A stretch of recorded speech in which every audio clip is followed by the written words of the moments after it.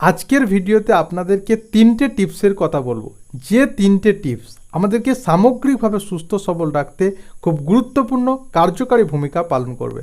প্রথম হচ্ছে, আপনাকে সুস্থ থাকার জন্য লবণ কম পরিমাণে খেতে হবে। এই লবণ আমাদের শরীরে ওয়াটার রিটেনশন করতে সাহায্য করে, অর্থাৎ আমাদের শরীরের মধ্যে জল ধরে রাখতে সাহায্য করে। আমাদের রক্তের মধ্যে চাপ বাড়তে থাকে, ফলে হাই ব্লাড প্রেশারের মতো সমস্যা দেখা যায়।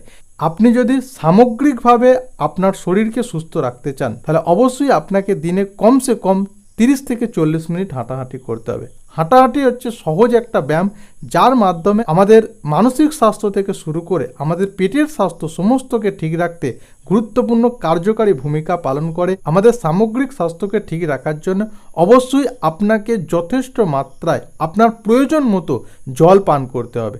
জল আমাদের সামগ্রিকভাবে শরীরকে ঠিক রাখতে গুরুত্বপূর্ণ কার্যকারী ভূমিকা পালন করে।